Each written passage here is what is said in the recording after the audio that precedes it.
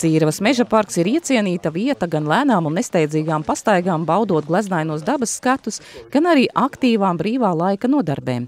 Senais Muižas laiku meža parks līdz šim iemantojas savu atpazīstamību un popularitāti ar 4 tematiskajām takām, kas tapušas gan ar pašvaldības, gan projektos gūtu finansējumu. Tā, piemēram, pirms 2 gadiem ar līderu projektu izveidota Skaņā taka. Te izvietoti Latvijā līdz šim nebijuši 5 skanoši metāla mākslas objekti. Šogad līderu programmā īstenots vēl viens projekts – meža parka labiekārtošana, lai veicinātu turisma attīstību un pieejamību. Projekta ietvaros parkā izvietoti 4 jauni vides objekti. Tās ir 4 atraktīvi izteiksmīgas koka skulptūras, ko izgatavojas koktelnieks Gatis Selderiņš. Lai gan katra no skulptūrām raksturo parka tematiskās takas, tās nebūtu nav atrodamas uz šīm takām. Skulptūras ieraugāmas pavisam citur, ejot pat taisno Gaņģi. Lai nenoslogot pašu taku, un viņa jau nav nemaz īpaši plati kā tāda, un arī, tad, ja izvieto uz takas skulptūru, tad arī, viss, tad arī nav, kur, teiksim, apmeklētājiem virzīties un ratiņiem vai tam līdzīgi garām netikt. Un tāpēc bija tā doma, ka izvietot varētu teikt, pat aiz grāvjiem, jau gandrīz parkā iekšā, bet mazliet izkopjot, izveidojot tiltiņus, lai ir piekļuvu pieeja.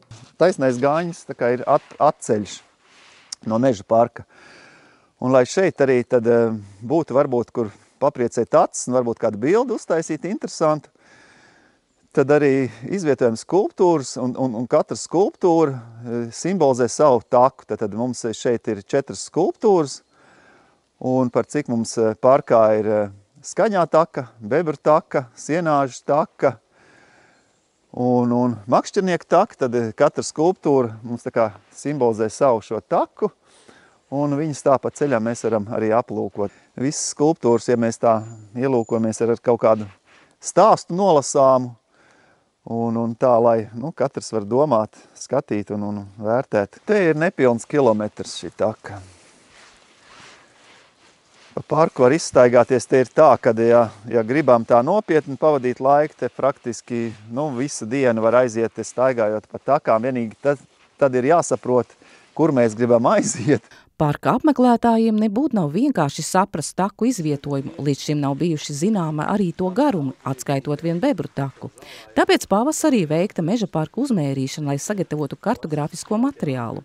Lielformāta kartes plānots izlikt 6 speciāli izgatavotos stendos dažādās parka vietās. Kartes netiks liktas tikai tradicionāli ziemeļvirziens, tradicionālais, bet tajā vietā, kurā viņš stāv, lai viņš saprot to virzienu, kurā viņš, teiksim, iet. Ja viņš stāv, tagad ienākot parkā, viņš nostājies pie kartes, viss parks ir viņam priekšā, un lai viņš to kartu lasa tajā virzienā, kurā viņš dodās. Gribam tā, lai cilvēkiem, apmeklētājiem ir pēc iespējas vairāk saprotamāks, pēc iespējas vairāk informācijas, un lai viņam vienkārši ir viegli paskatoties tajā kartē doties pa tām takām.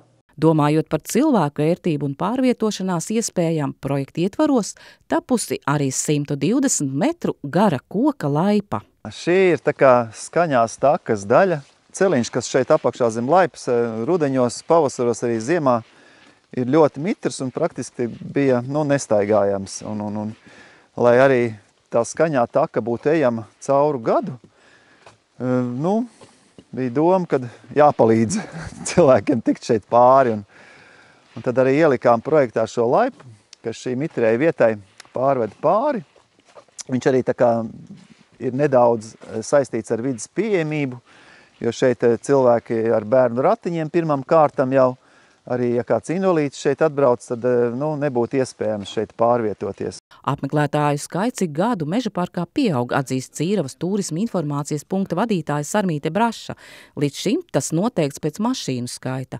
Taču daudz precīzākus datus tagad iespējams gūt ar meža parkā uzstādītā apmeklētāju skaitītāju palīdzību. Ir speciāla programmiņa, ir apmeklētāju skaitītājiem, kas tiek ielādēti datorā, ar kur strādā.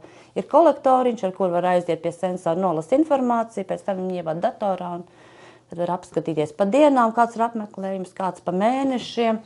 Un te var redzēt, teiksim, arī pa mēnešiem, kas mums ir bijis mājas, jūnijas, jūlijas un augustā jau. Maijā jau varētu teikt, ka 10 dienas tikai viņš darbojās, tas ir 3000. Pārējos mēnešos ir no 3 līdz 4000 mēnesī bijis apmeklējums.